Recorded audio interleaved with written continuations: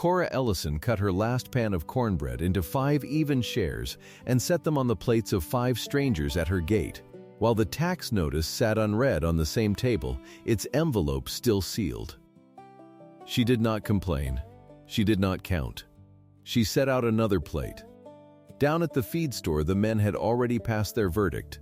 She'll give that farm away a slice at a time, they said, and that winter she fed 41 hungry men who came up the Rock Island line, though she never knew the number because she never once wrote it down. On her gatepost, a stranger had scratched a small chalk mark she could not read. And the road, though no one told her, kept its own accounts. The bank had set her sail for the 1st of October. If you believe kindness never goes unnoticed, this story is for you. Before we go on, subscribe to this channel and comment what town you're watching from. I want to see how far this story travels tonight. Now, let me take you back to the beginning. Coldwater, Iowa, the autumn of 1933. There was a road that ran west out of town, past the grain elevator and the shut-down creamery, out to where the section line met the Rock Island tracks. It was a poor road by then. Most of the farms along it had gone quiet. The Hendersons had gone to a cousin in Nebraska. The Pruitt place stood empty with the windows papered over.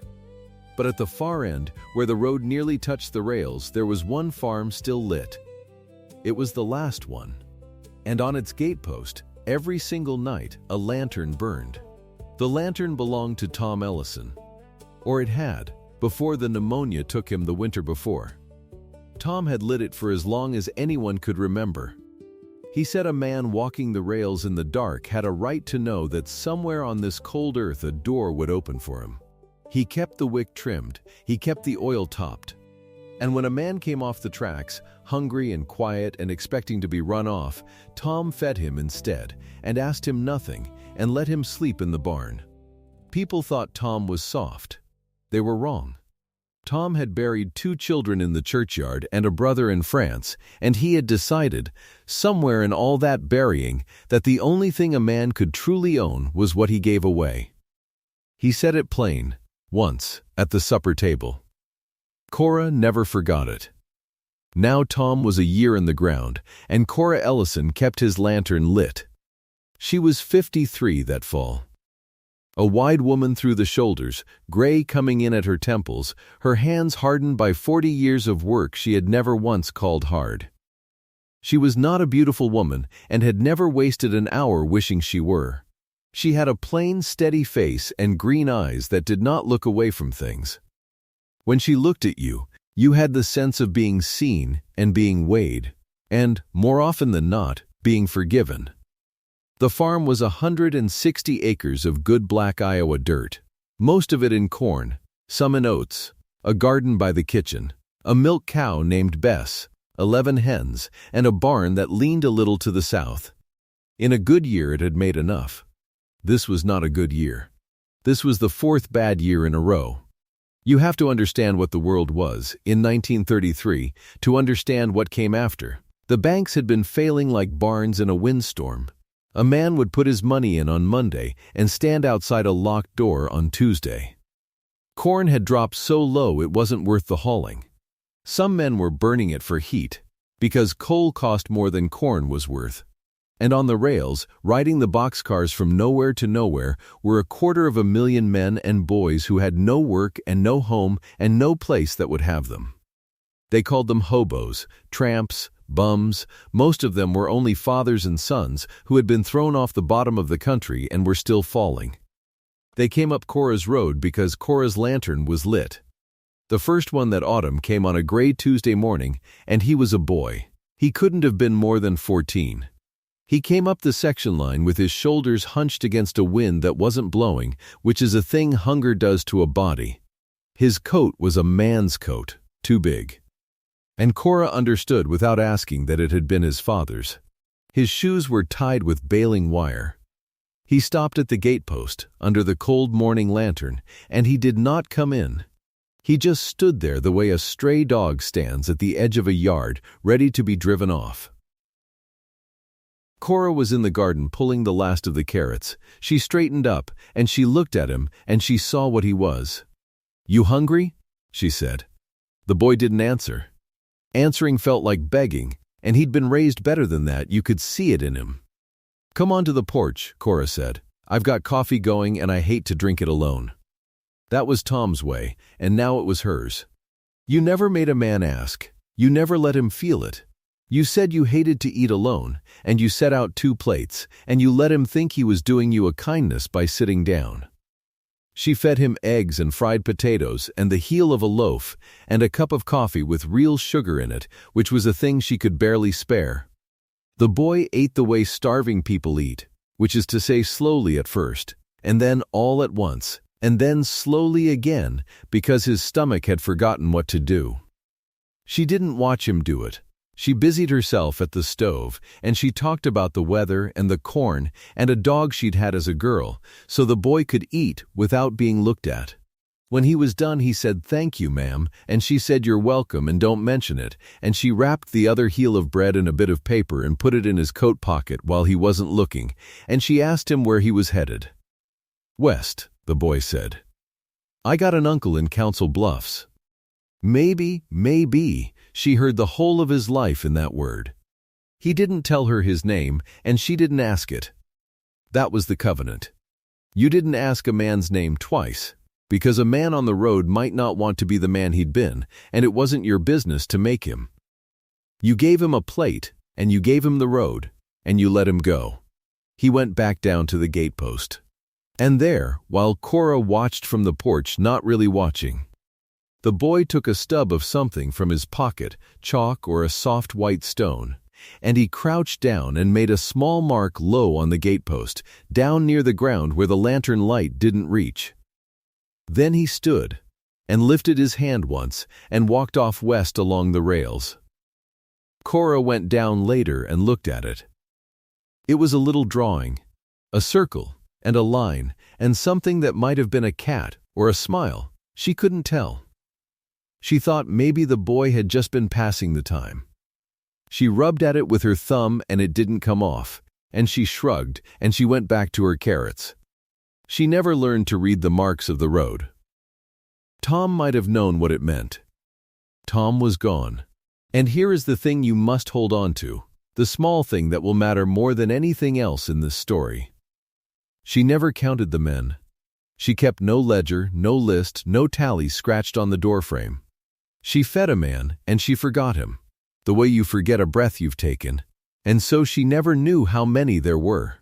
She thought she was one lonely widow on a dying road, giving away what little she had, seen by no one, remembered by no one. She was wrong about that. But it would be a long time before she found out how wrong.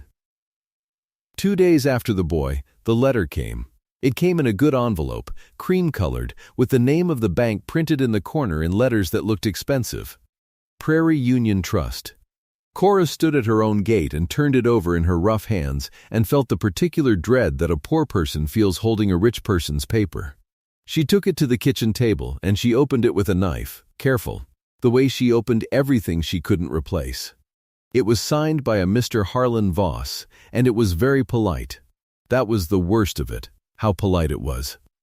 It reminded her, cordially, that the mortgage note on the Ellison property carried a principal balance of $1,240. It reminded her that the note had been extended once already, at the time of Mr. Ellison's passing, as a courtesy. It expressed the bank's sincere hope that Mrs. Ellison would find herself in a position to bring the account current.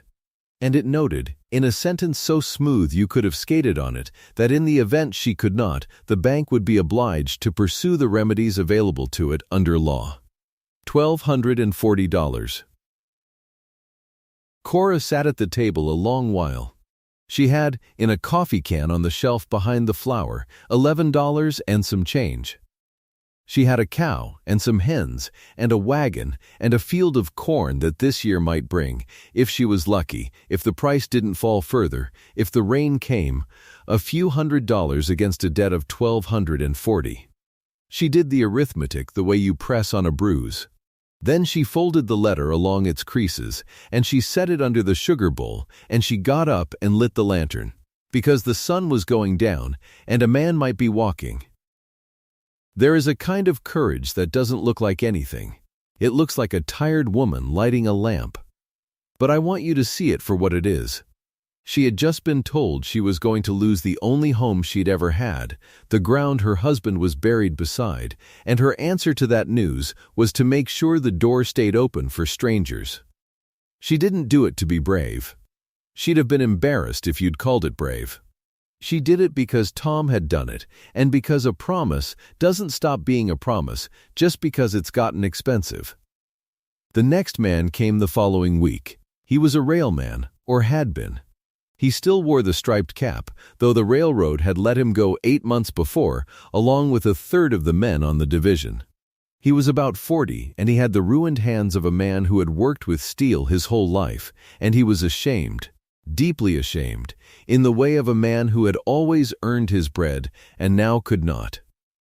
Cora fed him a bowl of bean soup and a slab of cornbread and didn't let him see her notice the shame. She talked about Tom.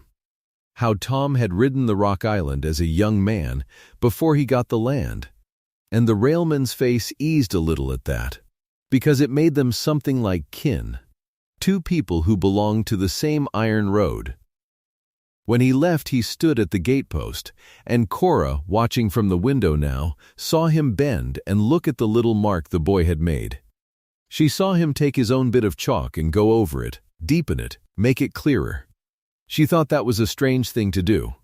She thought maybe men on the road were like boys carving their names in a tree, leaving some proof that they'd passed.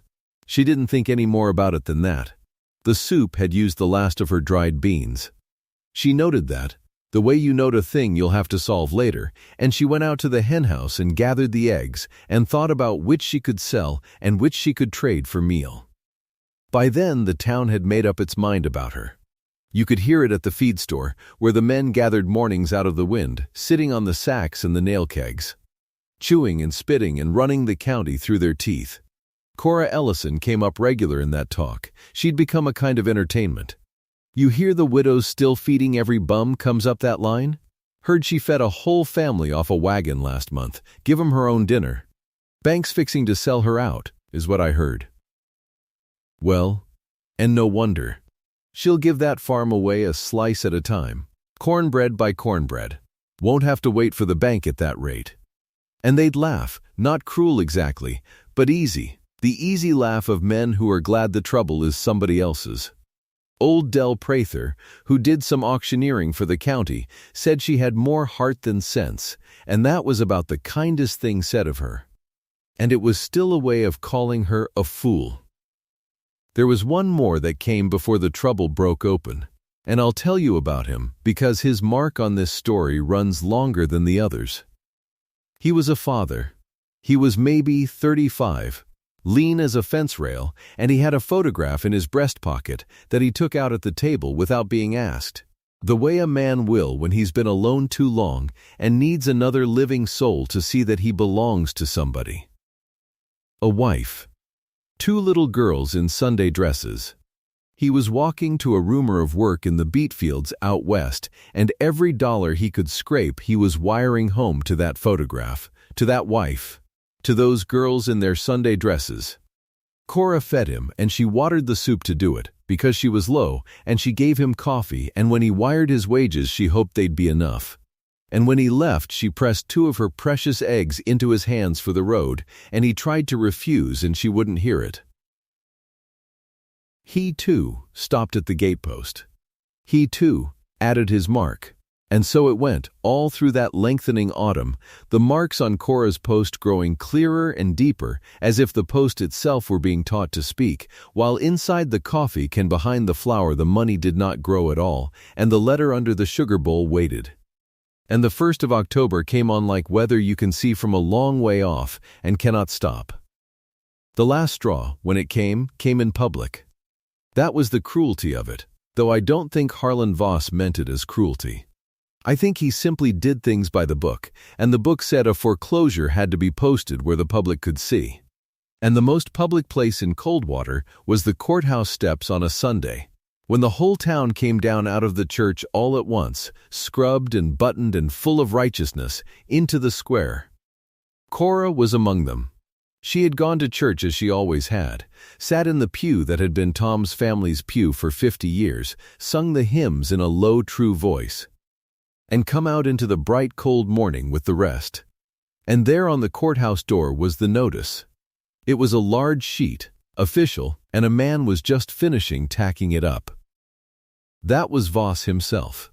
He was a well-made man of about 45 in a good gray suit, clean-shaven, with the smooth, confident face of a man who has never once gone hungry and cannot really imagine that anyone need. He wasn't a monster.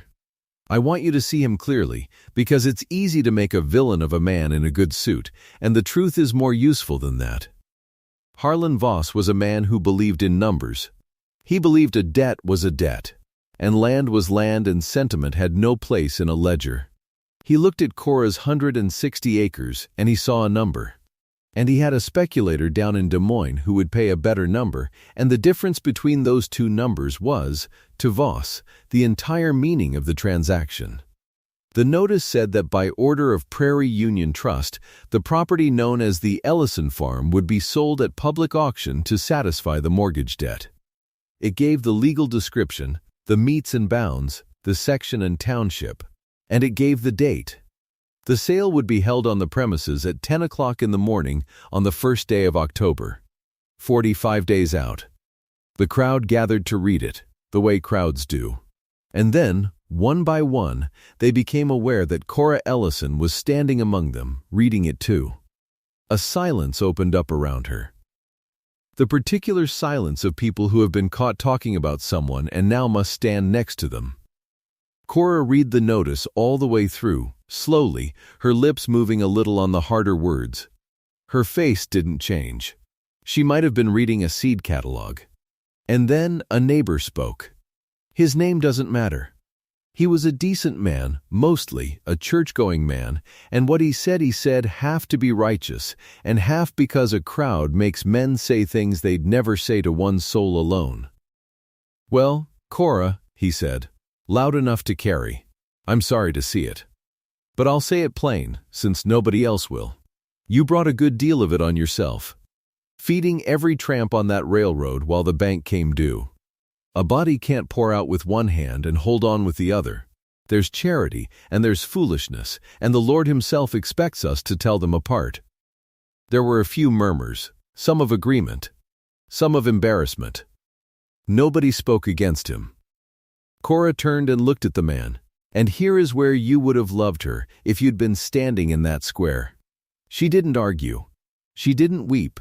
She didn't tell him about the boy with the baling wire shoes or the railman's shame or the father with the photograph. She just looked at him with those steady green eyes, and after a moment she said, quietly, without a scrap of bitterness in it, "Thank you kindly for your sympathy, Alton. I expect you're right that I'm a foolish woman." And then she said, "It's a cold day. You get on home to your dinner." And she settled her hat, and she walked down the courthouse steps, and she walked the long road home alone, past the shut creamery and the empty Pruitt place, all the way out to where the road nearly touched the rails.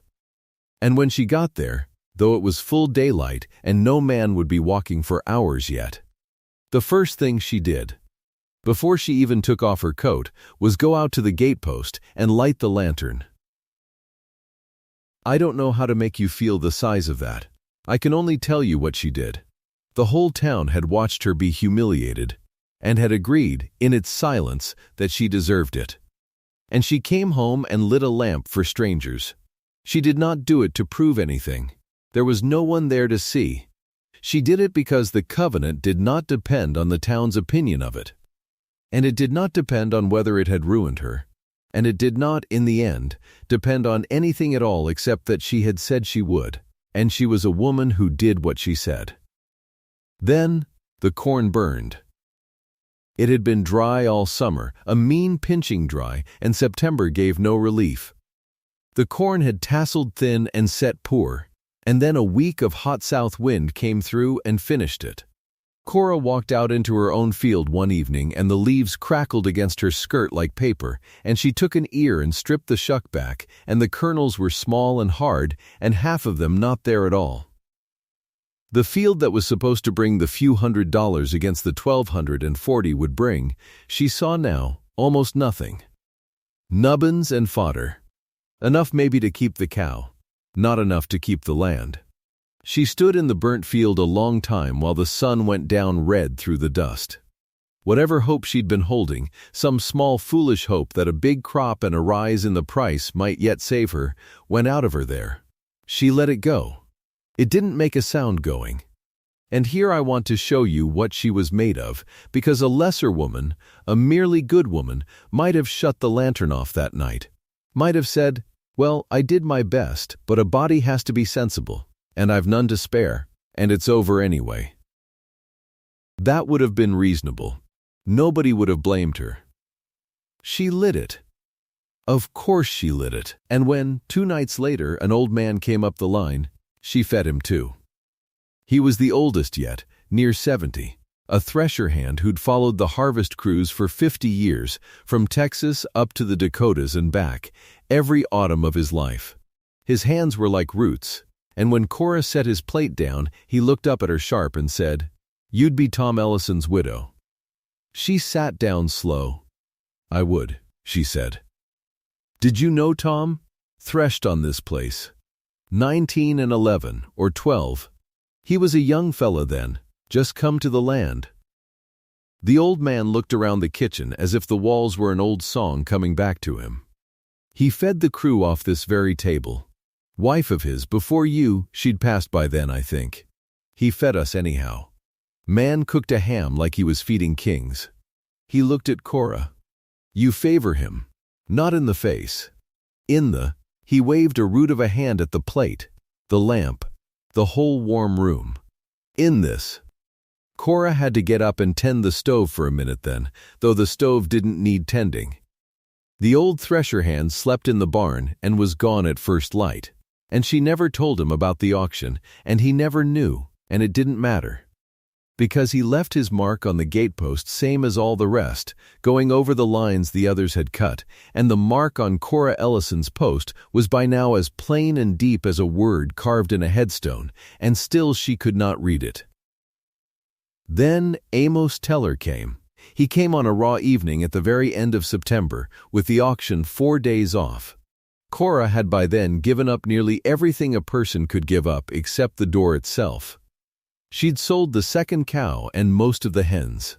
She'd packed her mother's dishes in a crate with straw. She was a woman living in the last days of her own home, moving through the rooms like a guest, and still the lantern burned. Amos came up the section line slower than most, and Cora, watching from the porch, understood before he reached the gate that he'd been a soldier. You could tell by the way he walked, a certain economy. A man who had learned to carry himself so as to be a small target. He was around her own age, maybe a little younger, gray at the temples, with dark quiet eyes and a mustache going silver, and a stillness about him that was not peace. It was the other thing. It was the stillness of a man who has seen the worst that men can do and has decided to make no noise about it ever again. He stopped at the gate, under the lantern. "Evening," he said. His voice was low and even. "I saw your light." "Then you're welcome to it," Cora said. "Come up, supper's near ready and I set too much out from habit." He came up onto the porch and took off his hat, which not all of them did, and he wiped his boots, which fewer still did, and he came into the warm kitchen and sat down where she pointed him, and something in his shoulders came down half an inch, and Cora saw that too, and said nothing. She fed him a plate of fried mush and a little salt pork she'd been saving, and applesauce from the last of the orchard, and coffee. He ate like a man who had been taught, long ago, that a table was a kind of church, unhurried, grateful, clean. He didn't talk much. But when he did, his words were careful and few, and Cora, who had grown used to the loud grief of the road, found she liked the quiet of him. He told her only a little. That he'd been in the war. That was all he said about it. "I was in the war." And the way he said it closed a door. And Cora, who understood closed doors, didn't knock. That he'd worked in a foundry in Illinois until it shut. that he'd been riding the rails going on 2 years now, and that he'd been through this part of Iowa before, though he didn't say when. And something crossed his face when he said it that she couldn't read. He asked if he might sleep in the barn, and she said he might, and welcome, and she gave him a horse blanket that was clean, and he thanked her as if she'd given him a feather bed. He stayed 3 nights. That was unusual. Most stayed 1 and moved on with the light. But Amos asked on the second morning if she had any work he might do to earn his keep, and Cora almost said no, the way she always did. And then she looked at his face and understood that the man needed to earn something. Needed it the way another man needs food. And so she found him work. A hinge on the barn door that had wanted fixing for a year. A patch of fence. He did it slow, and he did it right, the way he ate. And in the evenings he sat on her porch and they didn't talk much. And it was, God help her, the least lonely she had been since Tom died. On the 3rd morning, Amos went to leave. He settled his pack, and he put on his hat, and he came to the gate to say his thanks and go. And there at the gate he stopped. He was looking at the gatepost. He stood very still.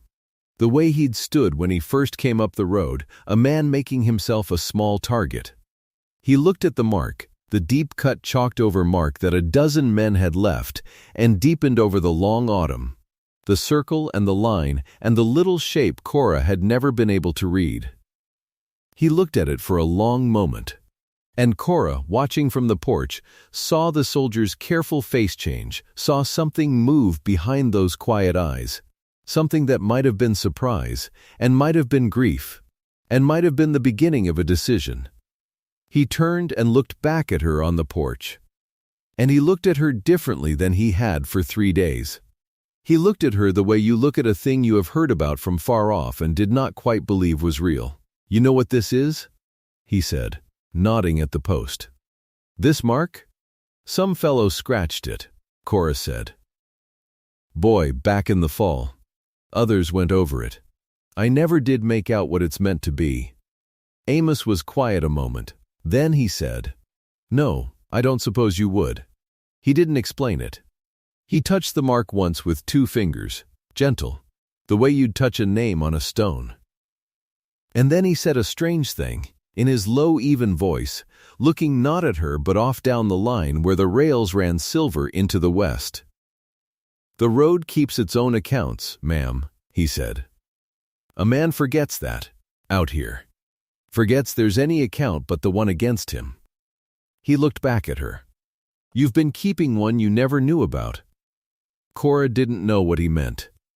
"I don't keep accounts," she said, a little confused. "I never could see the sense in it. You feed a man, you feed him. There's no ledger to it." Something in Amos's face then, I wish you could have seen it, because I can only tell you about it. A kind of light. As if she had, without knowing, answered the exact question he had come all this way carrying. "No," he said softly. "You don't keep one. That's just it. That's the whole of it." She asked him what he meant, and he only shook his head and put out his hand, and she shook it, and his hand was hard and warm and steady. "I'll be moving on," he said, "but I don't expect I'll be far." And then he said, "The bank's selling you out, 1st of the month. That's the talk on the line." Cora's face went still. She hadn't spoken of it to him. She hadn't spoken of it to any of them. "It is," she said. "But that's my trouble, not the roads. You've your own to carry." Amos looked at her a long moment. And whatever he was thinking, he kept it. The way he kept everything. "Good day to you, Mrs. Ellison," he said. "And thank you for the plate. I won't forget it." Then he shouldered his pack and walked out through the gate and down along the rails, west, the way they all went. But he didn't walk like the others. The others walked like men going nowhere. Amos Teller walked like a man who had somewhere to be and was already, in his mind, halfway there. Walking not away from her trouble, it seemed, but straight into the middle of some plan she could not see and would not have believed if she had. Cora watched him go until he was a small dark shape against the evening, and then nothing at all. Then she went in and washed his plate and set it in the rack, and she thought that was the last she would ever see of him. One more quiet man the road had lent her for 3 days and taken back. She was wrong about that too. The night before the auction, the last night the farm would be hers, Cora Ellison did not sleep. She sat up at the kitchen table with the lamp low and the wind picking at the eaves, and she did not weep, because she had done her weeping in private long ago and had none left for tonight. She had a single crate packed by the door, her mother's dishes, Tom's Bible, a photograph, a change of clothes. Everything else she was leaving. You cannot carry a life away in a wagon. She had learned that this autumn, packing it, deciding what a life was down to the few pounds you could lift. And late, near midnight, she heard the sound she knew best in all the world. Feet on the road. Not one man. 2, by the shuffle of it, coming slow up the section line in the cold. She got up. She did not think, well, tomorrow they'll sell it all, so what's the use? That thought did not so much as cross the floor of her mind. She got up, and she stirred the fire, and she put the last of the meal into the pan. Because a light was lit and men were walking, and that was the whole of the arrangement, that had always been the whole of it. They were 2 young ones, brothers by the look of them, and half frozen, in coats too thin for the season that had turned.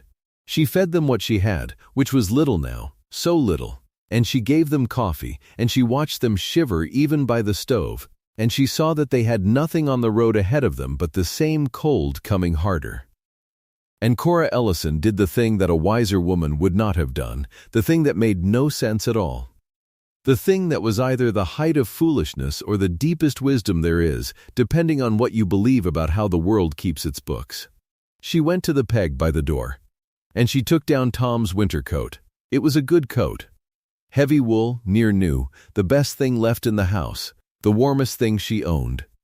It had been her husband's, and it still, if she pressed her face to it, held some ghost of him, and it was worth more than anything in her packed crate, and tomorrow it would have been hers to keep. The one warm thing to walk away into her own ruin with. She put it around the shoulders of the older brother. She tucked it closed at his throat with her own hands, the way you'd bundle a child. "But ma'am," the boy said, "this is a good coat, this is—" "It was my husband's," Cora said.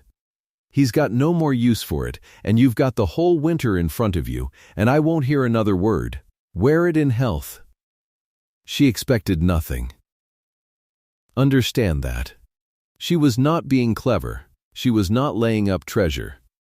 She had no notion on this earth that the coat, or the plate, or any of it, would ever come back to her by so much as a button.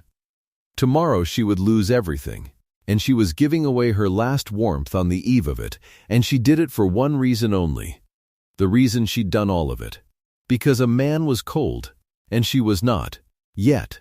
And that was still, even now, even here at the very end, enough of a reason for Cora Ellison.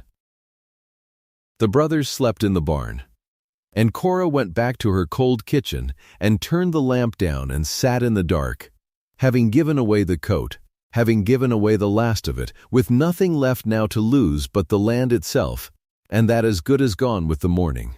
What she did not know, what she could not have known. Sitting alone in that dark kitchen, believing herself the most forgotten woman in Iowa, was that all up and down the Rock Island line that same cold night, in a dozen hobo camps under a dozen cold bridges, men were sitting around low fires, and they were talking. And the thing they were talking about was a mark on a gatepost.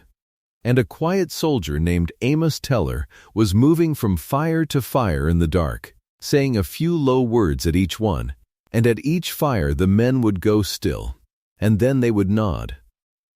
The lantern on Cora's gatepost burned down toward morning, and on the road, in the dark, something was coming toward her that she had been building for a year, with her own 2 hands, one plate at a time, and never once counted, and never once suspected, and it was very much larger than she knew. The men were talking, and Cora did not hear them. That was the shape of it.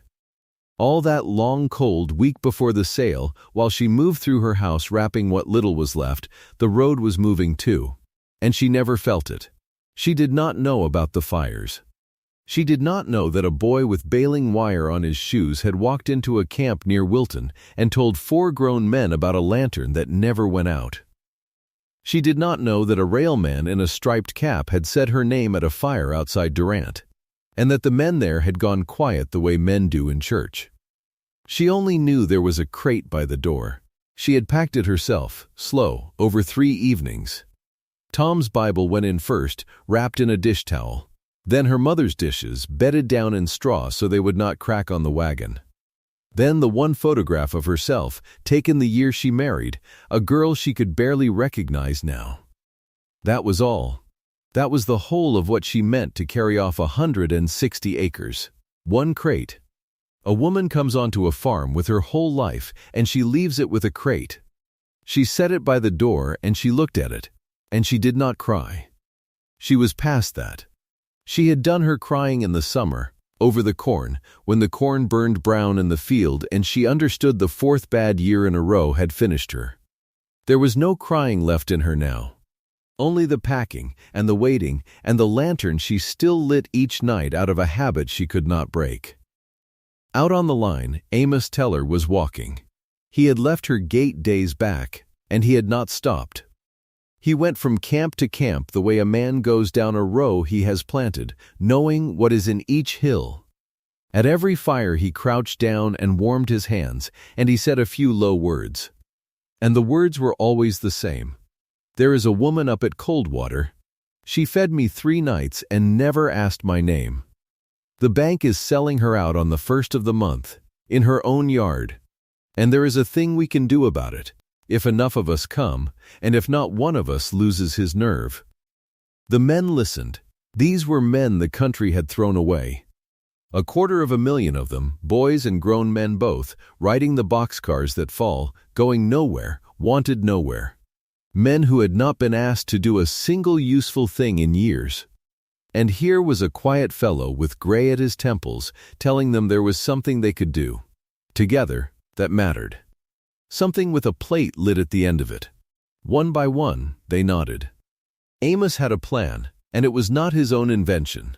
It had been going around the farm country all that year, out of desperation, out of the farmers' holiday men who could not stand to watch neighbor after neighbor sold off the courthouse steps. They called it a penny auction. The idea was simple, and it was almost unbearably bold, and it turned the bank's own law against the bank. Amos had seen it work once, in the spring, over in the next county. He knew the shape of it. He knew where it could break, too, and that was the part that kept him walking fire to fire in the cold, because a penny auction only worked if every man held, and one greedy man, one frightened man could bring the whole thing down. So he did not leave it to chance. He went and looked each man in the eye. And Cora, who had made all this without knowing it, 1 plate at a time, over a year of Tuesdays and Thursdays and any day a man was hungry, sat in her kitchen and believed she was the most forgotten woman in Iowa. Harlan Voss did not believe in the road. He believed in numbers. The Thursday before the sale, he drove out from town to look the property over, the way he liked to before an auction, so he could speak to it with authority. He walked the yard in his good shoes. He looked at the barn and the house and the fence line, and he wrote figures in a small book. He did not knock on the door. He had no reason to. The account was closed as far as he was concerned. $1,240 owed, extended once already, and not one payment made against it since the spring. The woman had had her chances. He had a buyer too, and that was the sweet part. A speculator's man out of Davenport who was picking up foreclosed ground all across the county for pennies on the dollar, meaning to hold it and sell it back at a profit when the times turned, as times always did. The man had told Voss he would bid up to $400 to be sure of it. $400 against a $1,200 note. The bank would take a loss on paper. But the bank was taking losses all over, and clearing the note off the books was worth something, and $400 in hand was worth a great deal more than a widow's promises. Voss looked at the lantern hanging on the gatepost, still burning in the gray afternoon, wasting good kerosene in daylight. And he shook his head at the foolishness of it, and he drove back to town. He believed in numbers. He could count the dollars and he could count the acres.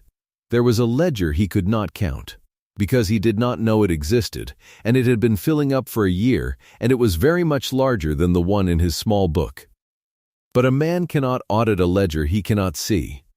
So Harlan Voss slept well that Thursday night, and Friday too, and he came out to Coldwater on the 1st of October with his papers in order and no idea in the world what was walking up the Rock Island line toward him. The morning of the sale broke clear and cold. Cora was up before light. She had not really slept. She built the fire and she made coffee out of the last of the grounds, twice used. Weak as creek water, and she drank it standing at the window watching the dark go gray over the fields that would not be hers by noon. She had put on her good dress. It seemed the thing to do. A woman ought to lose her home in her good dress. The crate stood by the door. She went out once, in the cold, and she lit the lantern. She knew it was the last morning she would ever light it. She did not say anything to it. She just turned the little wheel and touched the match and watched the flame catch and steady, and she hung it back on the gatepost where Tom had first hung it and where she had hung it every night of the year since he died. Then she stood there a moment in the gray with her breath smoking, and she looked down the empty road, and the road was empty. Of course it was empty. What had she expected? She was a foolish old woman who fed tramps, and everyone in the county knew it, and now she was going to be sold out, and the road that had eaten so many of her meals had nothing to give her back but its own cold silence. She had never asked it to. She had never kept account. She turned to go back in. They came at 7. Voss came first in his automobile with the auctioneer beside him. Deal Prather, the county caller, a heavy-set man with a good voice and no meanness in him, only a job to do that he did not much like. They set up near the gatepost. Prather had a little folding stool and a sheaf of papers, and he did not look at Cora, because he had learned long ago not to look at them, the ones being sold out. It was easier on everyone. Then the speculator's man arrived, and stood off to the side by his own car, smoking, bored. A man who had done this 100 times. And that was all. 3 men and Cora. The whole of a farm's ending. Voss took out his watch and looked at it and put it back. Satisfied, he nodded to Prather. There was no crowd to wait for. Best to get it done. Prather cleared his throat and began the way the law made him begin, reading out the description of the property, the 160 acres, the improvements, the terms of the sale, all of it in his big, flat courthouse voice, out there in the cold farmyard with nobody to hear it but a widow and a banker and a man who wanted the land. And that was when Cora heard the sound. It came from down the road, from the east, where the line ran. A low sound at first that she took for wind. Then not wind. Footsteps, a great many footsteps, and under them a kind of murmur, the sound of men, and she turned and looked down the road, and Voss turned too, and Prather stopped in the middle of a sentence. They came around the bend by the Halvorsen place, and they kept coming. First just a few, 5 or 6 men, walking easy in the ragged coats of the road. Then behind them more. Then more. The whole lane filling with them, shoulder to shoulder, a river of worn-out men coming up the road toward Cora Ellison's gate, and they did not stop coming. And Cora put her hand to her mouth. 40 men. 50, she could not count them and she would not have thought to try. They came up the road and they turned in at her gate and they filled her yard, quiet, orderly, taking off their hats, and they arranged themselves around the gatepost and the fence and across the frozen ground, and they kept their voices low, and they looked at her. And she knew them. That was the thing that broke her. She knew their faces. There, near the front, was the boy, the first one, the one with the baling wire on his shoes, taller now, thinner. A boy no more but not yet a man. There was the railman in his striped cap, holding it now in his hands. There, back away, was the father who had carried the photograph of his wife and 2 little girls, and he had made it to the beet fields and back. And here he was, and there, God help her, was the old thresher hand, near 70, who had threshed this very farm for Tom in 1911, leaning on a younger man's arm, having walked however many miles to stand in her yard on this morning. She knew them. She had fed every one of them. And she had never once counted, so she had never once known, that there were so very many. Voss found his voice. "What is this?" he said. "Not a question, exactly. What is the meaning of this? Prather, go on with the sale." Prather looked out at the yard full of men, and he did not go on. He was not a fool. Something was happening that he had heard about but never seen, and he was trying to understand where he stood in it. And a man stepped out of the front of the crowd, and it was Amos Teller. He had a clean-shaven look to him this morning, and his coat was brushed, and he stood straight the way a soldier stands, and he walked up to the space between the crowd and the auctioneer, and he took off his hat, and he spoke to Cora first, only to her, in that low, quiet voice she remembered. "Morning, Mrs.," he said. "I told you the road keeps its own accounts. It does. You just never got to see the books." Then he turned to Deal Prather, and he said, "You go on and run your sale, mister. Run it right by the book. That's all we ask. Run it exactly by the book." Prather looked at Voss. Voss's face had begun to change. He did not yet understand, but he had begun to be afraid, and a man like Voss is not used to being afraid, and it did not sit well on him. "Go on," Amos said gentle. "Call the property. Ask for a bid. And Prather, because the law is the law, and he was bound to run the sale as advertised and take the bids as they came, Prather turned to the yard and lifted his voice and said, "The property is offered as described. Do I have a bid? What am I bid for the Ellison farm? 160 acres. Improvements and all." And Amos Teller said, clear enough for every man in that yard to hear, 1 penny. The words fell into the cold air and lay there. Voss made a sound. "You cannot," he started. "That is not a serious bid, Prather. You will not take that. The bank has a note of $1,240 on this ground. 1 penny is an insult to the process. I have a buyer here prepared to bid $400 this instant." "Then let him bid," Amos said, and turned, and looked at the speculator's man. And Prather, sweating now in the cold, said the thing that the book made him say, the thing that turned the whole morning over on its hinges. "The standing bid," he said slowly, "is 1 cent. I am bound to take the bids as offered. Do I hear a raise? Sir, do I hear 400? Everyone looked at the speculator's man. He had dropped his cigarette. He was looking at the yard, at the 50 ragged men filling it, and the men were looking back at him. Not with anger, not with any expression a court could name, only looking, 50 pairs of eyes, quiet and steady and patient as the road itself. He was a city man a long way from the city. He counted the men, and he counted himself, 1. And he did the kind of arithmetic that has nothing to do with dollars. And Amos Teller turned to face the whole yard, and he lifted his voice, and he said the thing he had walked 100 miles of cold track to be able to say. He did not shout it. He did not need to. "The bid is 1 cent, Amos said.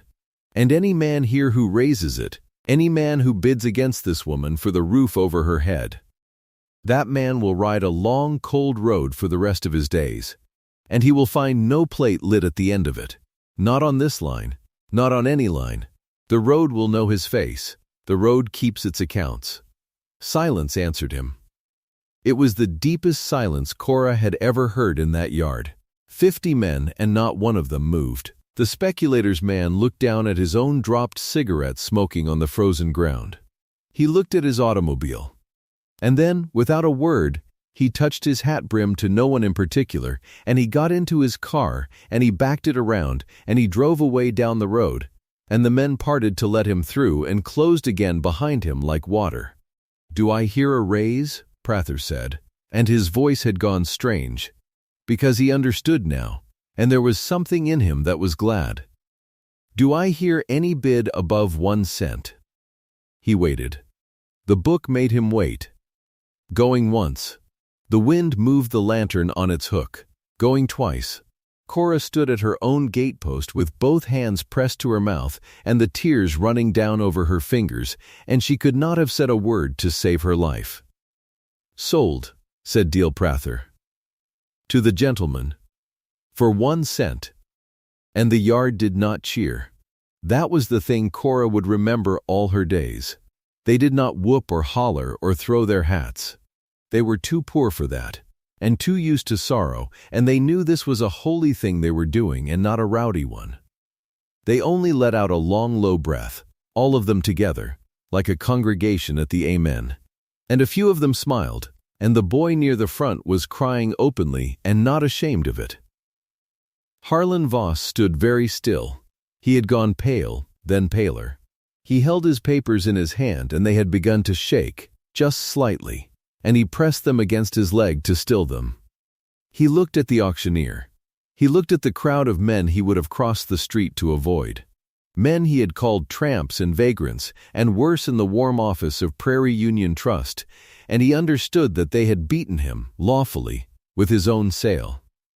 By his own rules, and there was not one thing in the book he could do about it. He tried, all the same. A man like that will always try. "This is fraud," he said. "This is collusion. The bank will not, I will file, this sale will not stand." "The sale is legal," Deal Prather said, and he folded his stool. He was not a brave man ordinarily. But there is a courage that comes over even a mild man when he has watched something like that. Advertised public auction, open bidding, highest bid taken. "You ran it yourself, Harlan. I called it by the book. There's 50 witnesses. It'll stand in any court in Iowa, and you know it." He paused. "I've called a lot of these sales. I'm glad to have called this one." Voss looked around the yard one more time. 50 faces looked back at him, and none of them were cruel, and that was somehow worse than if they had been.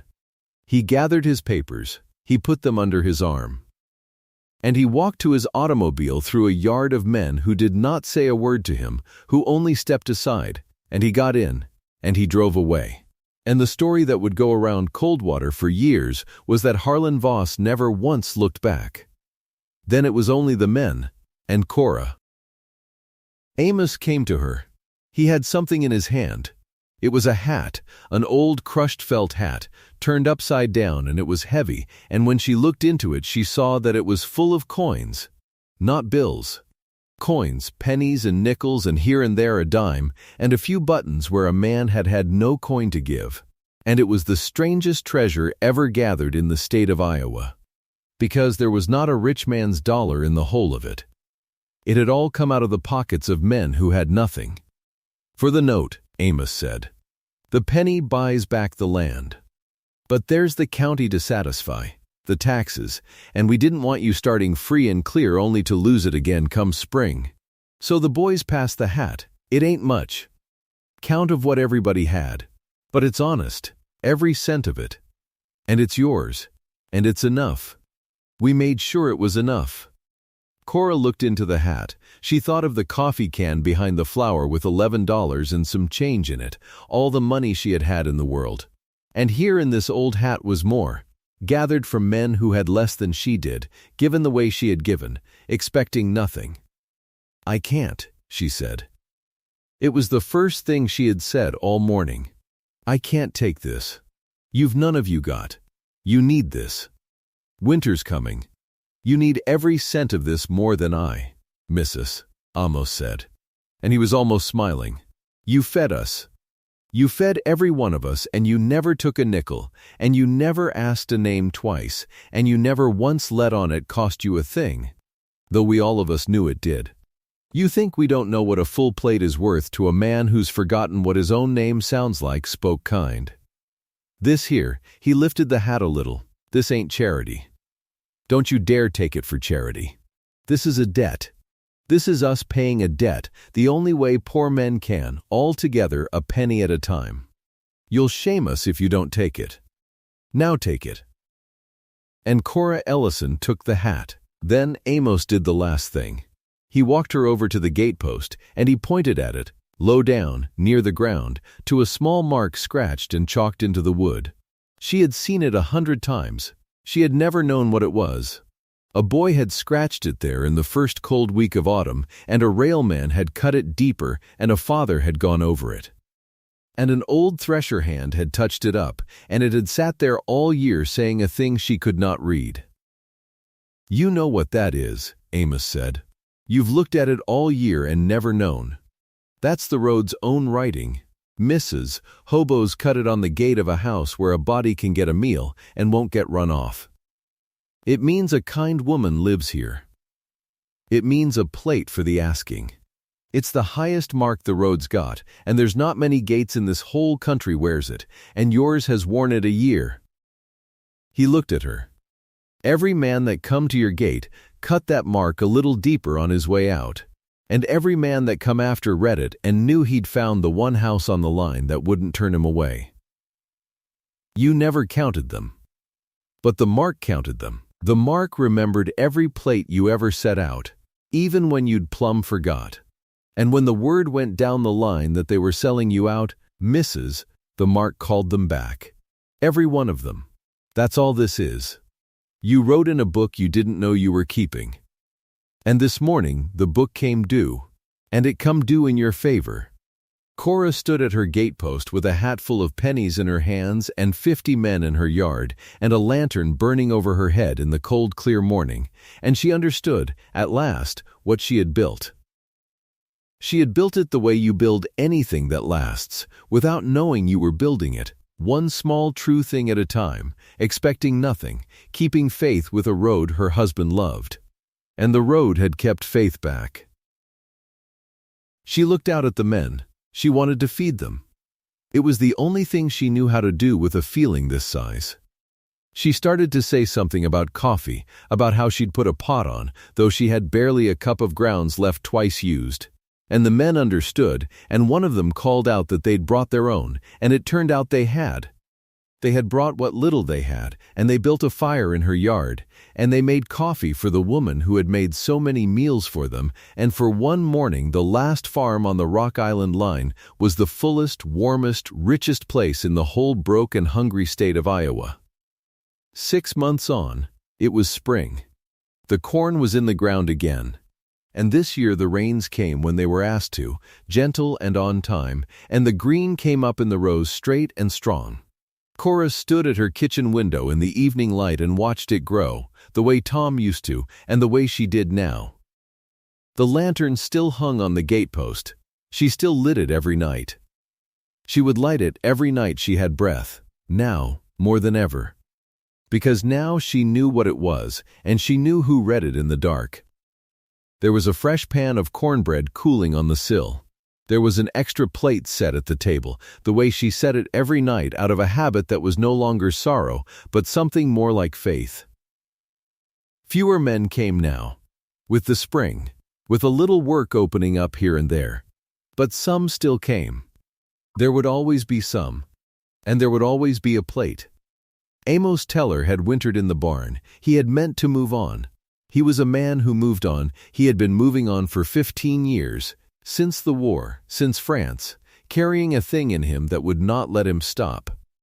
But the first hard snow had come while he was still mending the barn roof for her, paying for his keep the way a proud man does, and she had told him a man would be a fool to walk into a blizzard when there was a dry loft and a warm stove not 30 feet off, and he had allowed as how that was so, just for the one storm. The one storm had lasted the winter. He did not run anymore. He had found, at Cora Ellison's gate, the thing Amos Teller had been looking for down every cold mile of track in the country. A place that would not run him off. A plate lit at the end of the road. In the ledger of Prairie Union Trust, in the town of Coldwater, the note on the Ellison farm was marked paid. 1 cent, recorded, legal, entered in Harlan Voss's own hand because the law made him enter it. A single penny against a debt of $1,240, and there was not a thing in this world he could do to unmark it. He left the bank that summer. Some said he went to Davenport. Nobody in Coldwater much cared where. And the men who had called her a fool at the feed store, who had stood at her fence on the auction morning and could not meet her eyes, they came around, in time. the way people do. They had watched something on that cold 1st of October that they did not have a name for, and it had shamed them, and shame, in a decent person, turns to something better if you give it long enough. One of them mended her fence in the spring and would not take pay. It was the closest thing to an apology a proud man could manage, and Cora took it as one and fed him, and said no more about it. She never did get rich. That is the truth of it, and you ought to hear it plain, because it is the whole point. No stranger turned out to be a millionaire. No hidden fortune was buried under the barn. The men who saved her were exactly as poor the day after as the day before. All she ever had was a farm she nearly lost, and a lantern, and a mark on a gatepost, and the memory of 50 ragged men making her a cup of coffee in the cold. But she kept her land. She kept Tom's covenant and the road he loved. And she learned, at 53, the thing she had been living her whole life without knowing, that kindness given freely, expecting nothing, keeping no count, is not lost. It goes out along roads you cannot see. And it is written down in books you cannot read, and it waits. And on the morning you need it most, when you are standing alone in your good dress with a single crate by the door, it comes back up the road toward you, 50 strong, with its hat in its hands. The road remembers, even when the giver forgets. Cora Ellison lit her lantern that spring evening and hung it on the gatepost and stood a moment in the soft dusk, an old woman in a mended dress, and she looked down the road, and the road was not empty anymore. It had never really been empty. She just hadn't known how to read it. If you're still with me here at the end, and if you believe kindness never goes unnoticed, then do one small thing before you go. Comment the town you're watching from. I want to see how far this story travels, down what roads, into what towns, past what lit windows. Because somewhere on your street tonight, someone is cold. And a plate set out, expecting nothing, is still, even now, even here, enough of a reason.